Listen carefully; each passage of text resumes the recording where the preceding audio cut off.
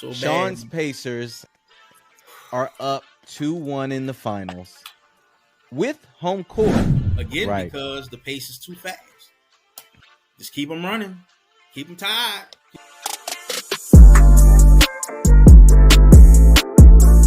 What up, what up? Welcome to Sneakers and Sports, the culture. We're at the culture, and man, we talking about the Pacers and the Thunder. We're recapping. Is this game 3? Is this game 3, Sean? It's game 3. It's game This is 3. game 3. First of all, first and foremost, I need the NBA to get it together because, why are we waiting 3 and 4 days before the next games? It is a long time, man. It is a long time. That's too long. That is too long. That is too long. Come on. We like, can do at the that's most too long. a day, at the most 2. No more than 2. Because in the East and the West Conference, we'll give right. We'll give you a travel day, right? We'll give you a travel day. Fine. If you have to go to the next city. But if we're in Oklahoma City and the next game is in Oklahoma City, one day. It should be no more than one day. Come on, man. This about to be what? It's gonna be a 3 week. It's gonna be 3 weeks. Right. They're dragging it on too long. Man. Yeah, man. Way too long. I feel like the finals have been on for 2 weeks and we're only just finished game 3. Like, it's just too much. It's been 2 weeks. It really has been 2 weeks. So, yeah. Right. You're right. So, anyways, looks like the Pacers got the win. They pulled it out. They're up 2-1. So Sean's bad. Pacers are up 2-1 in the finals with home court. They do have home court because they stole like a thief in the night. That's right. Stole game 1. Yep. So they were able to go ahead and get up on the series. And I was wrong. I have to admit, I was wrong. I don't know if you saw my last recap. I thought OKC was going to gentleman sweep. That's clearly not the case. They're down. So, Sean, tell me how you feeling. How you feeling about game 3? First off, y'all, my nerves are bad. My nerves been bad. Y'all gotta understand. I ain't shaved. My bed is dry. You know what I'm saying? Like, I've been, this is it. So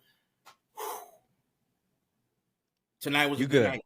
That was a good night. Tonight was a good night. Tonight was a good night. That was a real good game. They kept it close. They kept very it close. They kept it close. Very close. And the biggest thing defensively was they wasn't pulling on Shea too much. They actually doubled him. Like the last game, they were just pulling everything he reacted to. Everybody was trying to grab and reach, leaving everybody wide open. But they actually had a plan by doubling him in the corner, and that actually slowed him down just a tad bit. So that was huge. That was huge. That was the biggest takeaway for me. Looks like the Pacers stepped up their defense. Yeah. They now, like we were talking about, OKC had a great defensive plan for the first 2 games, but it looks like the Pacers in Indianapolis, they stepped it up, man. I have to give them props. It's not like they stopped Shea because he was still able to do a little, he was still able to do what he wants to do, but they took away the role players. Okay. Yeah. You know what I'm saying? All them dudes off the bench. All them dudes off the bench that's making threes. You just don't even know who these dudes are, but they make 2-3 threes in a game. Yeah. Because they're wide open. Because Shea's just keeping everybody drawn in. Right. Nah, man, they stuck to the 3-point line. They didn't leave a lot wide open for everybody. They did really, really good defensively. I mean, that was it. The defense was amazing. The defense was amazing. I agree. I agree. And paying attention to this game, it happens with every team that they play. Just around 6 to 5 minutes, that's when you start seeing the other team grabbing their knees, breathing hard, the fouls, everything's slowing down, and that's when we just speed it up. So they did it. They did it tonight. They were tired. They did it tonight. Right. Yeah, I mean, look, y'all took away the other role players, and I have to give the Pacers props. They continued to put pressure because it's like the second OKC felt like they were on a run and they got ahead a little bit, it was like they would not let him get a gap, and it just hey, I got to give them props on that. They played as a home team should. Okay, they had the basically the advantage of the crowd. Everybody had their crowd was hyped. Everybody was wearing their yeah-yas. They had their yeah-yas on. Yep.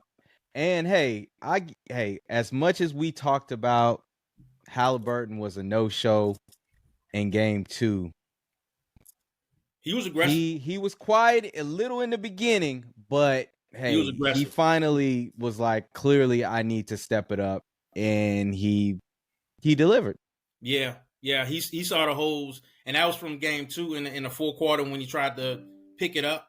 He actually saw those holes. That's when he started scoring, and that's what he was scoring at. All the floaters, the threes, like he was really hitting. He wasn't too good from the mid range. He missed like 2 of those, but other than that, he said, "Look, I see where I could attack at. I see where I could be effective offensively," and that was a wrap. That was a wrap. Now you could control the offense like you're supposed to. The whole game too. The whole game. Game. Yep. So, okay, so although he finished with 22 points, but the big story, talk about Benedict. Man. Benedict? Yeah, exactly. And see, here we go. Benedict Matthews. Benedict? Yes. He has been balling the whole season. The entire season. Okay. Especially when we went through that stretch, because he was hurt last year. He been balling, but he's been missing for the whole playoffs. And that's the whole. It's like, man, what is Mathurin doing? Yeah, I have not seen him this playoff. That's why I'm like, Benedict? Yeah, man. Out of nowhere. Too. Yeah, he's. But you're saying during the season he's been putting up numbers. It's just in this playoffs he's been a no-show.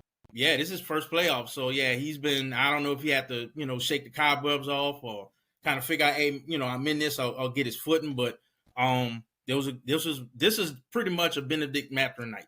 This is what he do. Got it. This is what he Got do. it. This is what he do.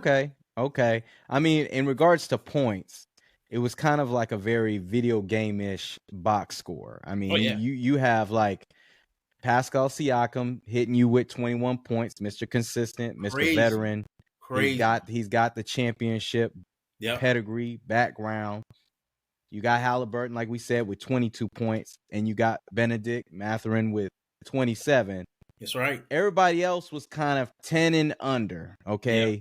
Now, TJ McConnell, he, certainly had.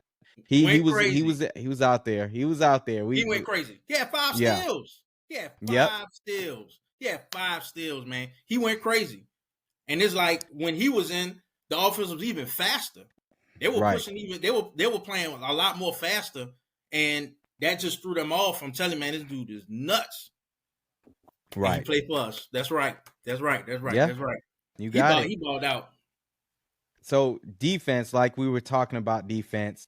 Hey, I mean, and we were saying, hey, Shea has been definitely way ahead regarding the best player in this series.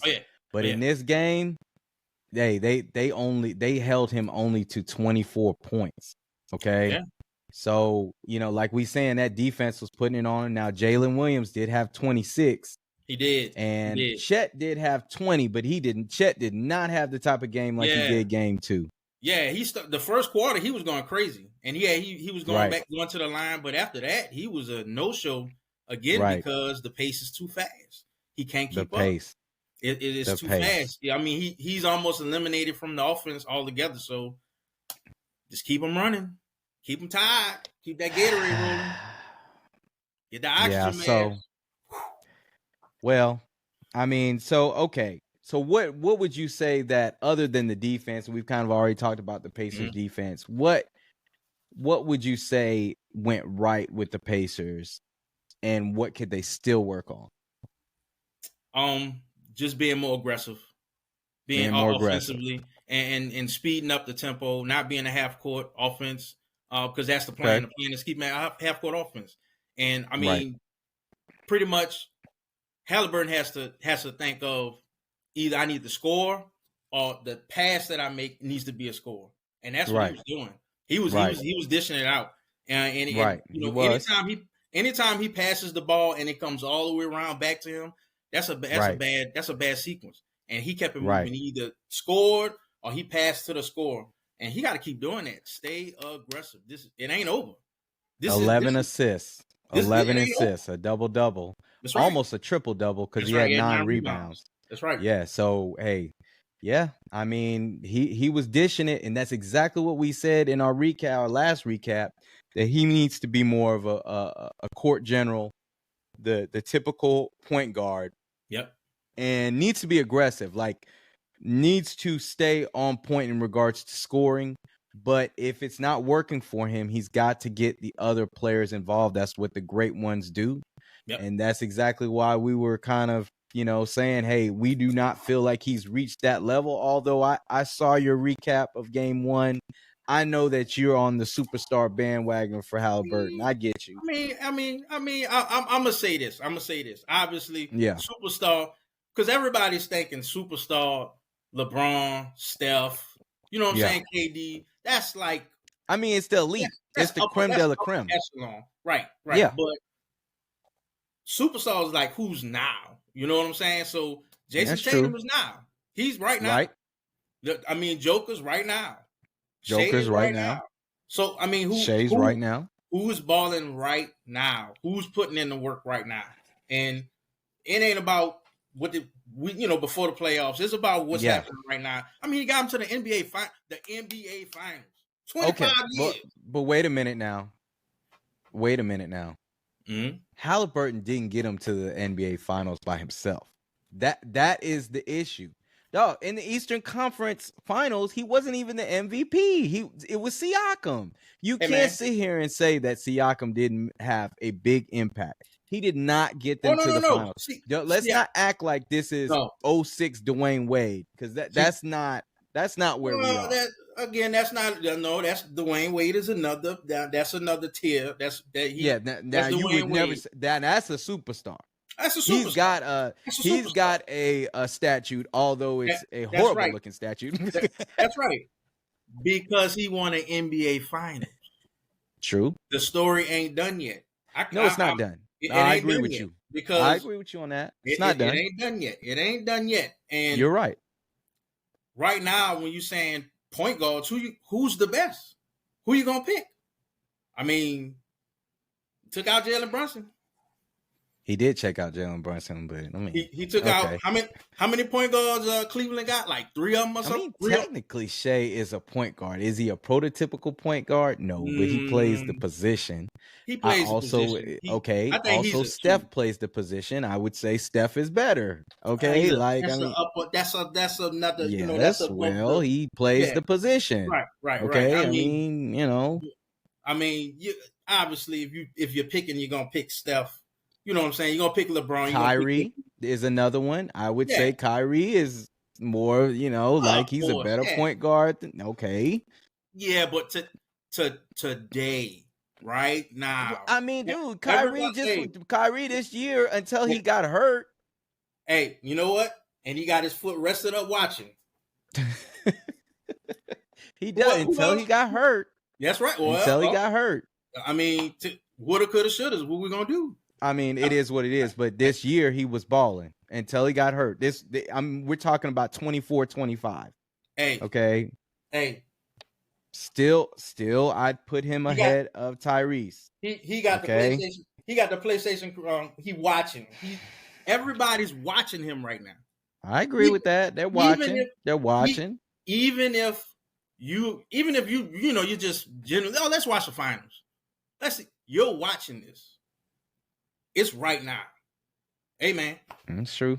It's up for grabs. And if he wins, he's a superstar. Done. If he wins, he's a superstar. So you're saying if he wins the finals, you think we should crown him as the superstar? No, is that what you're saying? He crown yourself. Bloop. He put it on himself. Yep, and that's earned. That's earned.